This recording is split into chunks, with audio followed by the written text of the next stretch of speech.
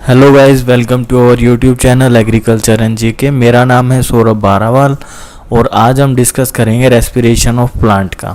इससे पहले जो मेरा टॉपिक था वो तो फोटोसिंथेसिस इन प्लांट। अब ये सेकंड टॉपिक है उसका, रेस्पिरेशन इन प्लांट, जो उसका बिल्कुल अपोजिट टॉपिक है। अब तक मैं एफसीआई से रिलेटेड 11 टॉपिक्स कवर कर चुका हूँ। वो सभी टॉपिक आपको एग्रीकल्चर एंड जीके चैनल की प्लेलिस्ट में मिल जाएंगे। टॉपिक शुरू करने से पहले मैं आपको बता दूं कि अगर आप किसी भी एग्रीकल्चर से रिलेटेड एग्ज़ाम की प्रिपरेशन कर रहे हैं तो आप हमारे व्हाट्सएप ग्रुप से जुड़ सकते हैं, जिसके लिए फ़ी होगी 300 पर मंथ, जिसमें आपको अपकमिंग एग्ज़ाम से रिलेटेड गाइडेंस प्रोवाइड की जाएगी और स्टडी मटेरियल प्रोवाइड किया जाएगा। जितनी भी वीडियोज़ हम पोस्ट करते हैं, अपलोड करते हैं यूट्यूब चैनल पर, उन सब की PDF भी प्रोवाइड की जाएगी। लास्ट टाइम जब एफसीआई ने अपना एग्ज़ाम कंडक्ट कराया था तो मिस्टर अश्वनी कुमार ने वो एग्ज़ाम क्रैक किया था। उन्होंने अपनी डेडिकेशन, हार्डवर्क के साथ वो एग्ज़ाम क्रैक किया।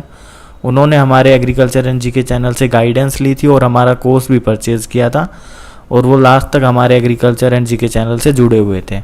अगर आप एफसीआई एग्ज़ाम की प्रिपरेशन कर रहे हैं तो आप हमारा कोर्स परचेज़ कर सकते हैं, जिसकी कॉस्ट होगी 999, जिसमें आपको कंप्लीट सिलेबस कवर कराया जाएगा और वो भी बेस्ट स्टडी मटेरियल के साथ, जिसके अंदर 6 ई बुक्स होंगी।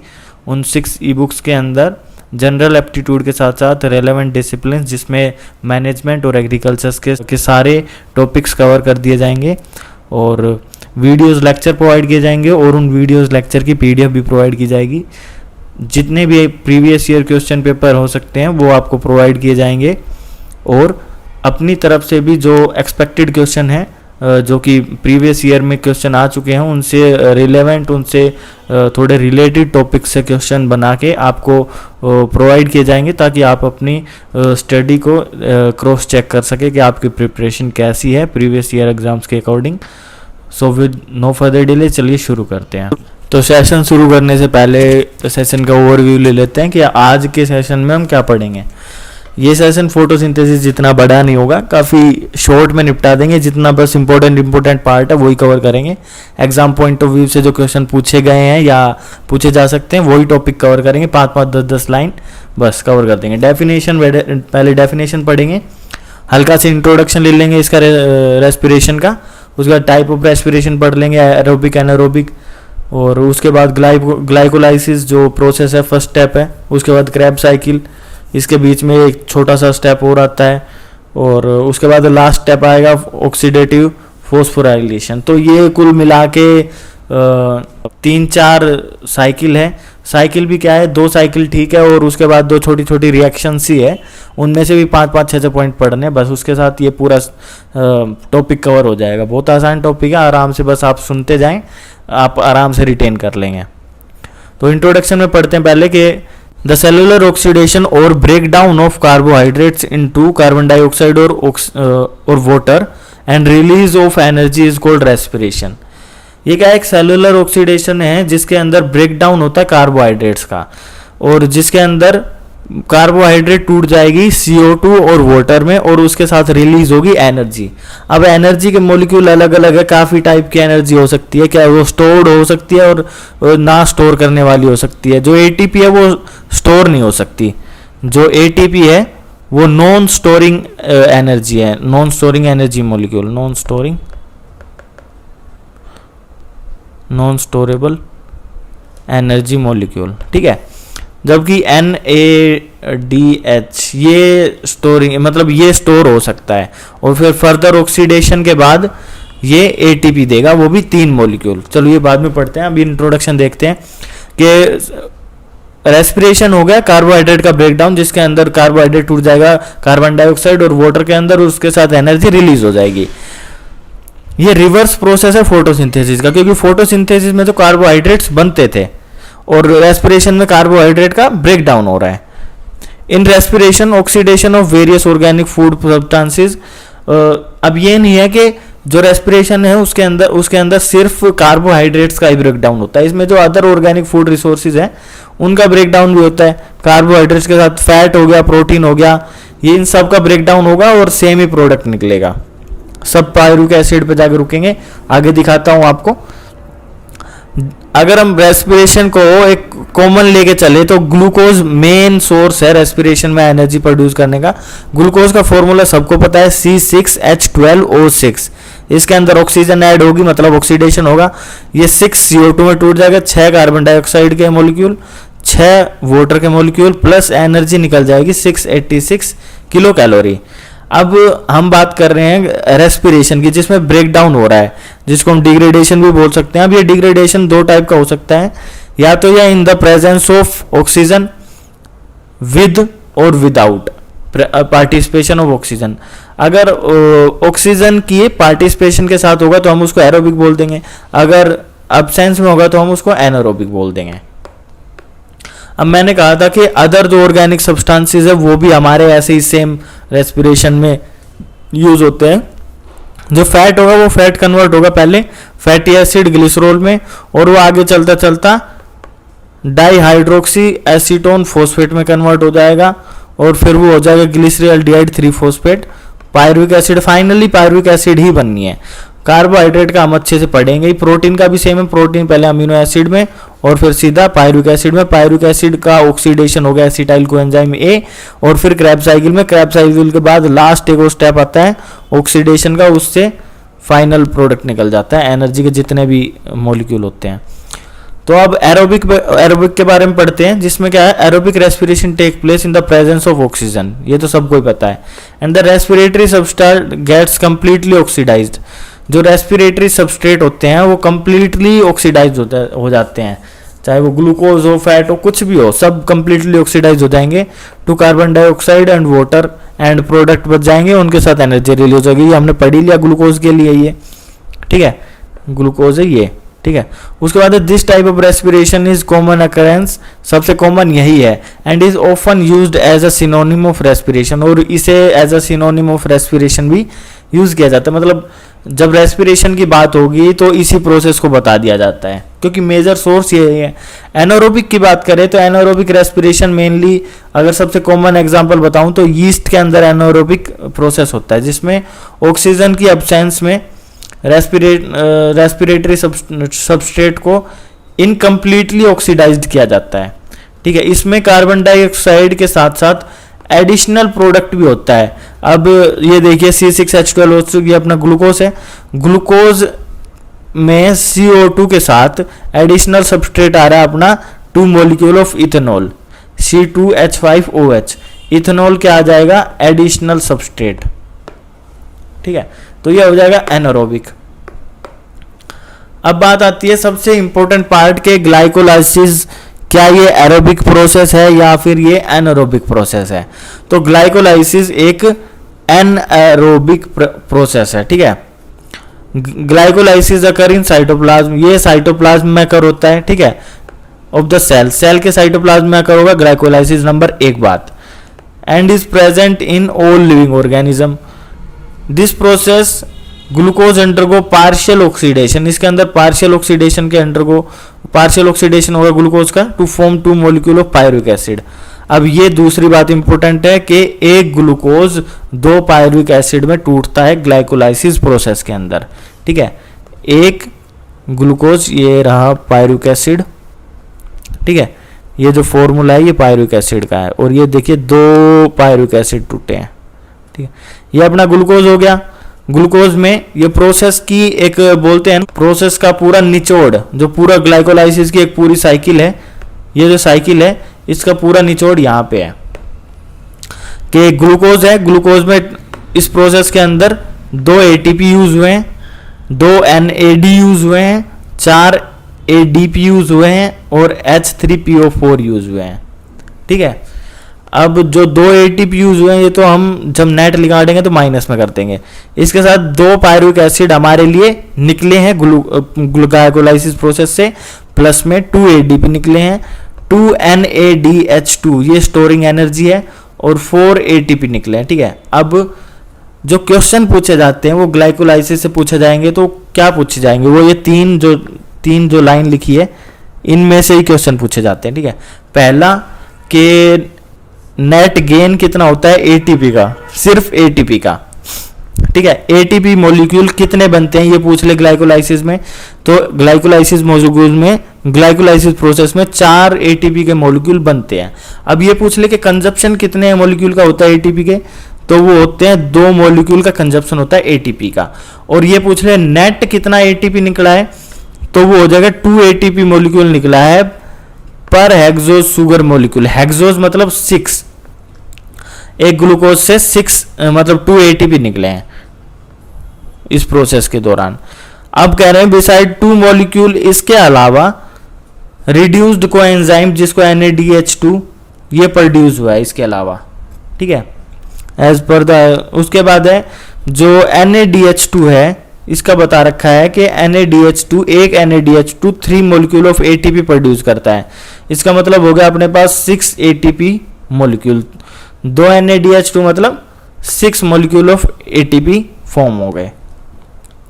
अब ये बात नहीं है कि मैंने इसको ओवरऑल नहीं बताया है, पहले इसके ये 3 पॉइंट बता दिए। जब ये पूरा टॉपिक खत्म होगा, पूरा सेशन खत्म होगा, सेशन के लास्ट में मैंने इसका पूरा बोलते हैं ना कोर पार्ट लिख रखा है, वो कोर पार्ट लिख रखा है, तो आप पूरी वीडियो में देखिए, आपको बहुत अच्छे से समझ में आ जाएगा। अब देखिएगा, ये ग्लूकोज है, ग्लूकोज का फाइनल प्रोडक्ट है पायरुविक एसिड। हमें ये पूरी साइकिल याद करने की जरूरत ही नहीं है, बस एक ये याद रखिए, ग्लूकोज में जब पहली बार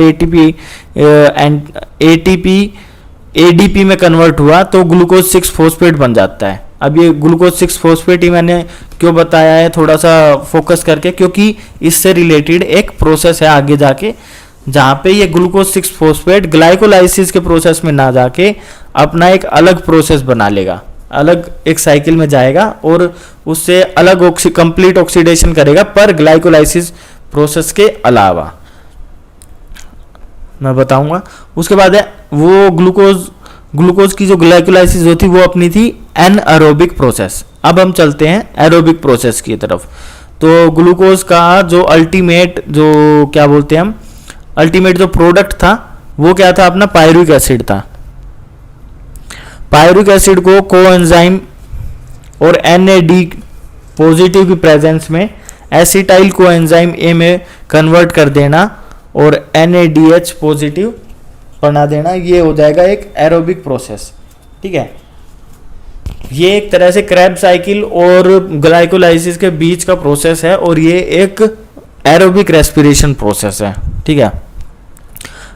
नंबर 2 बात, नंबर 1 बात हो गई कि ये जो एसिटाइल कोएंजाइम A बनना है ये एक एरोबिक प्रोसेस है। नंबर 2 बात ये होता है माइटोकॉन्ड्रिया के अंदर, जबकि ग्लाइकोलाइसिस हो रहा था साइटोप्लाज्म के अंदर, ठीक है। The final product of glycolysis pyruvate is transported from the cytoplasm.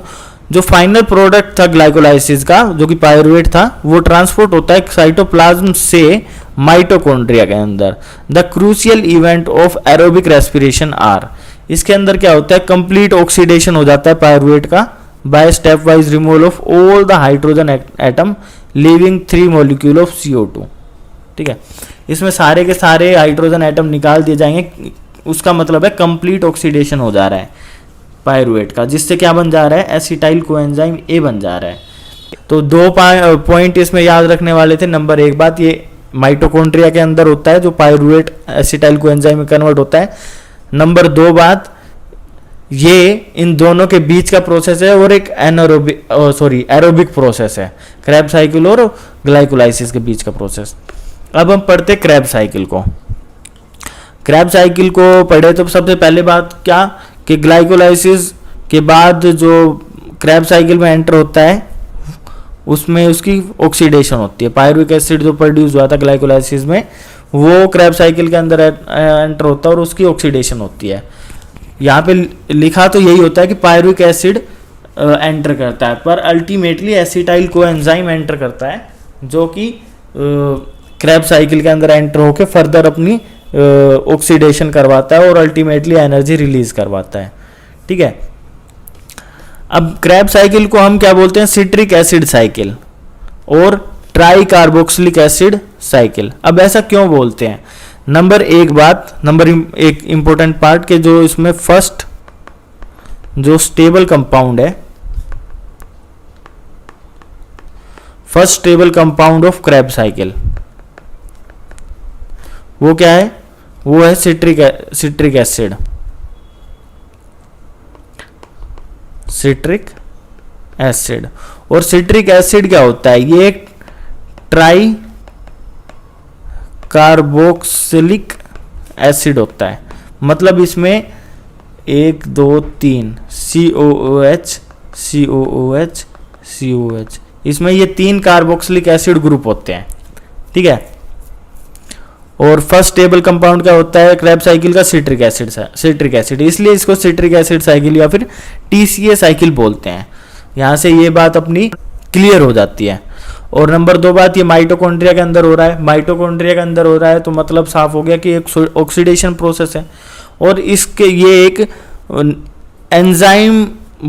Enzymatic process है, इसमें बहुत ज़्यादा एंजाइम्स की रिक्वायरमेंट होती है। Pyruvic acid plus 4 NAD plus FAD plus 2 molecule of water plus 2 ADP plus PI। अब ये जो ADP है, PI है, ये सब फॉस्फेट से रिलेटेड है। होगा फाइनल प्रोडक्ट में 3 कार्बन डाइऑक्साइड रिलीज हो जाएगी, उसके साथ 4 NADH प्लस 4 हाइड्रोजन FADH2 और ATP रिलीज हो जाता है, ठीक है।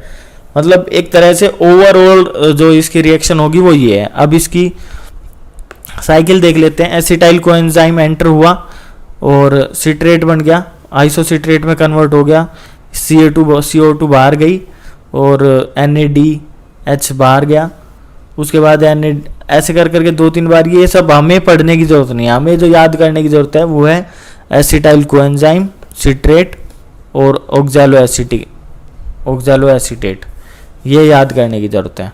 उसके बाद पढ़ते हैं कि ये उनसे थोड़ा सा हट के टॉपिक है तो रिलेटेड, पर थोड़ा सा अगर इसके ऊपर फोकस कर लेते हैं तो अच्छा है, क्योंकि ये भी नहीं है कि काम भी इम्पोर्टेंट है, ये भी आ सकता है क्वेश्चन, क्योंकि ये भी जुड़ा हुआ है इसी पार्ट से, तो मैंने इसको भी कवर कर लिया। Pentose phosphate pathway. अब मैंने आपको कहा था, जब ग्लाइकोलाइसिस प्रोसेस दिखाया था तो मैंने कहा था ग्लूकोज 6 फॉस्फेट को याद रखना। जब ग्लाइकोलाइसिस प्रोसेस शुरू होती है तो ग्लूकोज 6 फॉस्फेट बनता है। ग्लूकोज 6 फॉस्फेट का हमने क्या किया, ग्लूकोज 6 फॉस्फेट हमने वहां से लिया और उसको दूसरी साइकिल में पूरा रन करवा दिया। ये ग्लूकोज 6 फॉस्फेट के हमने मॉलिक्यूल ले लिए, मतलब कंपाउंड ले लिए, ग्लूकोज 6 फॉस्फेट, वो कन्वर्ट कर दिए 5 ग्लूकोज 6 फॉस्फेट। अब ये क्या है, ये एक पेंटोज फॉस्फेट है।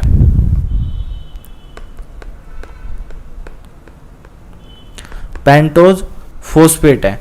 और हम बात करें एक ग्लूकोज 6 फॉस्फेट से कितनी एनर्जी निकल रही है, 2 NADPH2 निकल रहे हैं, 2 NADPH2, ठीक है, 2 मॉलिक्यूल ऑफ NADPH2। अब ये प्रोसेस मैंने इसलिए लाया क्योंकि जो सबसे लास्ट प्रोसेस है ऑक्सीडेशन का, उसके अंदर NADPH2 मॉलिक्यूल है और किसी साइकिल के अंदर NADPH2 फॉर्म नहीं होता है, इसलिए मैंने आपको ये रिएक्शन दिखाई जिसके अंदर NADPH2 फॉर्म हो रहा है, ठीक है। In this process oxidation of glucose 6 phosphate leads to formation of 6 phosphogluconic acid, जिनको हम पेंटोज फॉस्फेट बोलते हैं।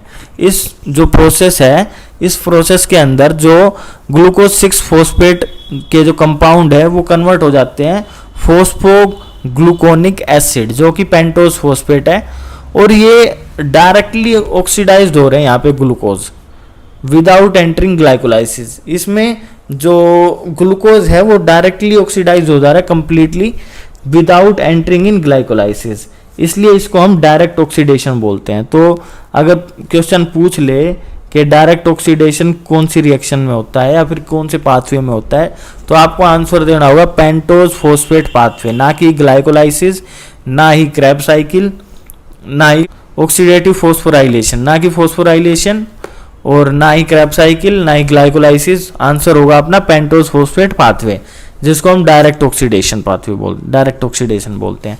इसको हेक्सोज मोनोफॉस्फेट स्टंट भी बोलते हैं, शंट भी बोलते हैं, फॉस्फोग्लूकोनोइड पाथवे भी बोलते हैं। अब ये सब इस साइंटिस्ट ने बनाया था और ये अल्टीमेट प्रोडक्ट है, इसलिए इनके ये अलग अलग नाम है। इनके अंदर एटीपी तो प्रोड्यूस नहीं होता इस रिएक्शन के अंदर, पर NADPH प्रोड्यूस होता है। अब मेरा मोटो जो था ये साइकिल दिखाने का, ये जो रिएक्शन दिखाने का, वो ये था कि जो फाइनल ग्लाइकोलाइसिस मतलब रेस्पिरेशन का जो फाइनल स्टेप है, जो बिल्कुल लास्ट स्टेप है, वो है ऑक्सीडेटिव फॉस्फोराइलेशन, जिसके अंदर जितने भी रिड्यूस्ड एंजाइम है, जो NADPH हो गया, NADH हो गया, FADH हो गया, इन सब का ऑक्सीडेशन है, जिससे फाइनली ATP हमें मिलेगी। ठीक है, ये है। और इसके अंदर अगर NADH2 NADPH2 आ रहा है और अगर किसी दूसरी साइकिल के अंदर नहीं आ रहा है, तो ये एक डाउट बनता है। तो इस डाउट को क्लियर करने के लिए मैंने आपको बता दिया कि एक तीसरा पाथवे भी होता है, पेंटोज फॉस्फेट पाथवे, जो कि ग्लाइकोलाइसिस में जो ग्लूकोज 6 फॉस्फेट बनता है, वो ग्लाइकोलाइसिस ना करवा के वो पेंटोज फॉस्फेट पाथवे के अंदर जाके कंप्लीट ऑक्सीडेशन करवा देता है और वहां पे NADPH2 बना देता है। अब ये NADPH2 यहाँ पे ऑक्सीडाइज्ड हो रहा है और ATP प्रोड्यूस कर रहा है। इसी के साथ हमारा ये जो रेस्पिरेशन का एक पूरा साइकिल खत्म हो जाता है, ग्लाइकोलाइसिस। उसके बाद में बीच में एक छोटा सा ऑक्सीडेशन, जिसमें पायरुविक एसिड या फिर पायरुवेट जिसको बोलोगे आप, वो एसिटाइल कोएंजाइम में कन्वर्ट हो जाएगा। उसके बाद क्रैब साइकिल आएगी। उसके बाद जितने भी रिड्यूस्ड कोएंजाइम होंगे, जैसे NADH2 हो गया, NADPH2 हो गया, FADH2 हो गया, ये सब ऑक्सीडाइज्ड होंगे और फिर ये अल्टीमेटली ATP देंगे। तो कई बार एग्जाम में क्वेश्चन पूछ लिए जाते हैं कि 1NADH2 equivalent to how many ATP। तो 1NADH2 होता है 3 ATP के। ऐसे ही अगर हम बात करें 1FADH2 इक्वलेंट होता है 2 ATP के। ऐसे ही अगर हम बात करें 1NADPH, तो ये इक्वलेंट होता है 3 ATP के। अगर हम 1GTP की बात करें तो वो होता है 1 ATP के ही। ठीक है, तो ये कुछ इम्पोर्टेंट एनर्जी मॉलिक्यूल थे जो कि कितने नंबर ऑफ ATP के इक्वलेंट होते हैं ये बता दिया, क्योंकि ये भी काफ़ी बार एग्जाम में पूछ लेते हैं फ्रिक्वेंटली। तो मुझे लगा मेरे को ये मेंशन करना चाहिए, तो मैंने मेंशन किया। उसके बाद जो मैं बता रहा था कि लास्ट में आपको इस पूरे सेशन का एक क्या बोलते हैं, एक निचोड़ दूंगा। तो वो निचोड़ ये है कि एक जो ग्लाइकोलाइसिस प्रोसेस होता है, जो कि एक एनारोबिक प्रोसेस है, उसमें टोटल ATP कितने प्रोड्यूस होते हैं, वो होते हैं 10। अब ये नहीं है कि वो सिर्फ ATP के फॉर्म में है, 2 NADPH होते हैं, मतलब वो 6 दे देंगे, और उसके बाद 4 ATP होते हैं, तो वो टोटल ऐसे हो जाते हैं 4, जिनमें से और इनके साथ साथ 2 कंज्यूम भी होते हैं ATP। तो नेट गेन हो जाता है ग्लाइकोलाइसिस के अंदर 8 ATP का। ऐसे ही क्रैब साइकिल के अंदर टोटल ATP होते हैं 15, और इसमें कोई भी ATP का कंजप्शन नहीं होता है, तो 15 के 15 ही अपने नेट गेन में आ जाते हैं। पर हमें एक और बात पता है कि एक ग्लाइकोलाइसिस से, मतलब एक ग्लूकोज से 2 पायरुविक एसिड बनते हैं। तो क्वेश्चन जो एग्जामिनर है वो किसी तरह भी घुमा के पूछ सकता है कि एक ग्लूकोज से कितने ATP प्रोड्यूस होते हैं, या फिर एक ग्लूकोज के ऑक्सीडेशन से कितना नेट गेन होता है, या फिर ये पूछ सकता है एक पायरुविक एसिड से या फिर एक क्रैब साइकिल से कितना ATP गेन होगा, या फिर नेट गेन कितना होगा, ये सब पूछ लेगा। अगर वो पूछता है आपको 2 पायरुविक एसिड से या फिर एक ग्लूकोज से, तो आपका आंसर होगा कि 30 ATP का गेन होगा और 30 ATP ही नेट गेन होगा। अगर वो पूछ लेता है कंप्लीट कितना हुआ ऑक्सीडेशन, कंप्लीट ऑक्सीडेशन जो होगा, रेस्पिरेशन जिसको हम बोलते हैं, कंप्लीट रेस्पिरेशन में ग्लाइकोलाइसिस प्लस क्रैब साइकिल आपको मिलानी पड़ेगी।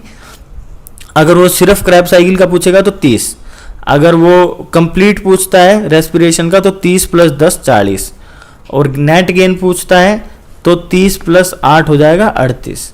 हमने 30 इसलिए किया था क्योंकि एक पायरुविक एसिड से 15 मॉलिक्यूल मिल रहे थे ATP के, और 2 से मिलेंगे 30, और 2 हमने क्यों किया, क्योंकि एक ग्लूकोज से 2 पायरुविक एसिड मिल रहे थे। 1 पायरुवेक एसिड से 15 तो 2 पायरुवेक एसिड से 30। तो इसी के साथ हमारा ये रेस्पिरेशन का पूरा चैप्टर कंप्लीट हो जाता है। चैप्टर कह रहा हूँ मैं इसको, एक टॉपिक कंप्लीट हो जाता है और हमारे 11 टॉपिक इसी के साथ कंप्लीट हो जाते हैं एफसीआई से रिलेटेड। अगर आप वो सभी टॉपिक्स को पढ़ना चाहते हैं, क्योंकि मैंने सभी टॉपिक्स को प्रीवियस ईयर क्वेश्चन पेपर के बेस पे ही थोड़ा स्टडी करके रिलेवेंट टॉपिक को कवर करके थोड़ा उनको हाईलाइट करके और या फिर अपनी तरफ से कॉमन अंडरस्टैंडिंग लगा के उनके आपके सामने प्रेजेंट किया है, तो आप उनको इजीली रिटेन कर पाओगे। मैं बिल्कुल अच्छे से उम्मीद करता हूं कि आप उनको इजीली एक बार पढ़ने से रिटेन कर लेंगे, आपको समझ भी आ जाएगा। अगर आपको ये लेक्चर अच्छा लगा है तो आप हमारा एग्रीकल्चर एंड जीके चैनल को सब्सक्राइब कर सकते हैं, वीडियो को लाइक कर सकते हैं, अपने दोस्तों के साथ शेयर कर सकते हैं। मिलते हैं नेक्स्ट वीडियो में जल्दी। Thank you.